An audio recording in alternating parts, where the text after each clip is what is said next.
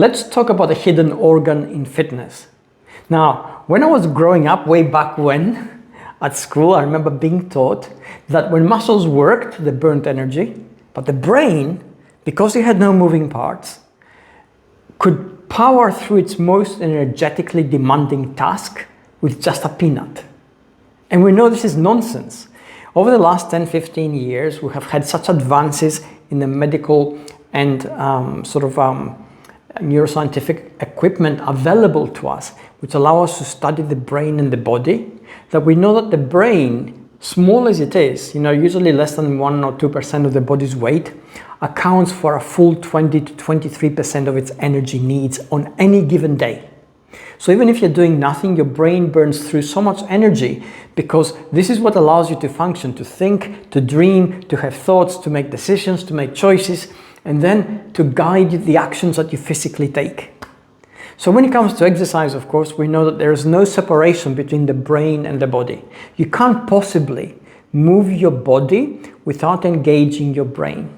You can't possibly teach something new to your body in terms of physical activity, physical movement, level of difficulty, dealing with intensity on an exercise that's familiar to you, without at the same time affecting and changing your brain.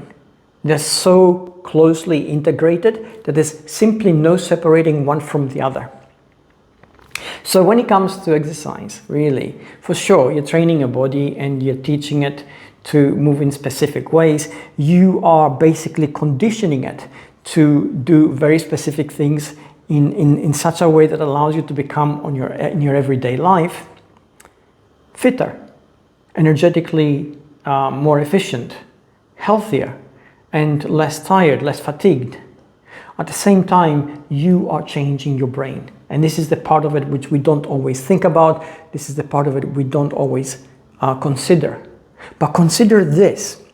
If your brain ages, because it does, like every other cell in your body, and degrades because you haven't challenged it, because you haven't moved your body sufficiently, because you haven't exercised hard enough or long enough for changes to take hold in your brain, if your brain ages, your body also becomes deficient and ages in turn. So when it comes to Darebee exercises, because we put out so many workouts that none of them are exactly the same as any other ones, you are constantly doing new things. For sure, you're teaching your body to do new things, and if you do enough physical workouts, the range of movement and the range of difficulty has a certain bounded kind of value. We're not going to push you to the absolute limit of your ability, nor are we going to teach you to do something extremely difficult.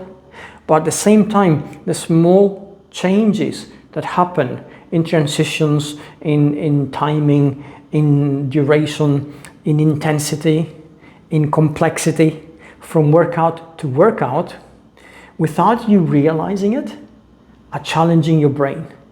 So as your body becomes better, so does your brain.